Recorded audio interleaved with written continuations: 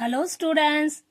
இன்னைக்கு நம்ம 11th standard maths chapter 10 exercise 10.1 fourth questionல second subdivision பார்க்க போறோம். f of x equal to 3x minus 4x left hand side value right hand side value அவங்களே கொடுத்திருக்காங்க ஃபங்க்ஷனை.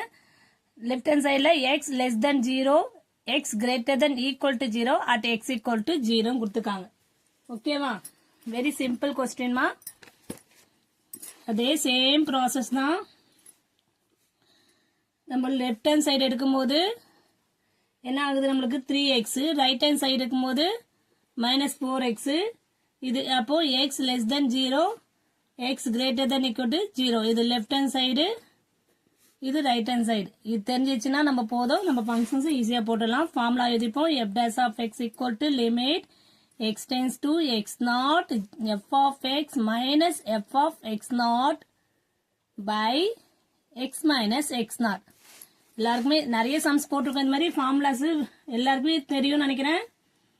இப்போ at x equal to 0 போது 0 value என்ன இருக்கும், 0 நெகட்டிவ் இருக்கும், பாசிட்டிவும் இருக்கும். ஓகேவா? இப்போ லெஃப்ட் ஹேண்ட் சைடு பார்க்கும்போது 0 மைனஸ் போடும்போது limit x tends to 0 minus f of x minus f of இந்த 0 தான் இங்க போடுறோம். அந்த 0வை இந்த x உடைய ஃபங்க்ஷன்ல சப்ஸ்டிட்யூட் பண்றோம். அவ்வளவுதான், வேற எதுவுமே இல்ல. ஓகேவா? இப்போ limit x tends to 0 minus f of x value இந்த ஃபங்க்ஷனுக்கு லெஃப்ட் ஹேண்ட் சைடுக்கு 3x. Okay, f of x க்கு 3x, ரைட் ஹேண்ட் சைடுக்கு -4x. அது ஞாபகம் வச்சுக்கோங்க. சாரி, இப்போ இங்க வந்து என்ன பண்ணலாம், நீங்க டைரக்டாவே 3 into 0 by x minus 0 x ன்னு போட்டாச்சு. அப்போ limit x tends to 0 minus 3x by x ன்னு ஆகும். x கேன்சல் ஆயிடுச்சுன்னா direct answer f dash of 0 minus என்ன ஆகுது, 3 ஆயிடுச்சு. இப்போ f dash of 0 plus இது என்ன பண்ணலாம், லிமிட் நான் டைரக்டாவே 0 plus ன்னு போடுறேன். f of x value 4x minus 4x into minus 4 into 0. ஓகேவா?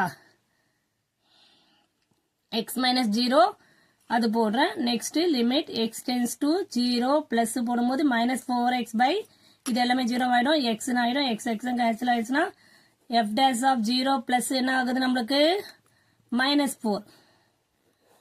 ஓகே, இங்க 3 வருது, இங்க -4 வருது. therefore f dash of 0 minus f not equal to f dash of 0 plus. therefore f of x is not differentiable. ஸ்டார்டிங்ல இந்த some வந்து நம்மளுக்கு exercise 10.1 ஸ்டார்டிங்ல பார்க்கும்போது நம்மளுக்கு ஒண்ணுமே புரியல. ஓகேவா? ஆனா இப்ப எல்லா சம்ஸும் அப்படியே ஒர்க் அவுட் பண்ண ஈஸியா இருக்கு பாருங்க. Left hand side, right hand side, negatives, positive, அவ்வளவுதான். ஓகேவா? It's a very simple questions. அதனால நம்ம பார்க்கும்போது முதல்ல இருக்கும்போது அந்த சம் ஐயோ எக்ஸசைஸ் 10.1 போர்னு நினைச்சிடும். ஒண்ணுமே இல்லை. அதனுடைய ஃபங்க்ஷன்ஸ் எப்படி எழுதணும், அதனுடைய கிராஃப் எப்படி போடணும் பார்த்துட்டோம்னா அதே ப்ராசஸ் தான் எல்லா சம்க்கும். அப்போ அது ரொம்ப ஈஸியா இருக்கும். கால்குலேஷன்லாம் எதுவுமே கிடையாது. ஓகேவா? Thank you student.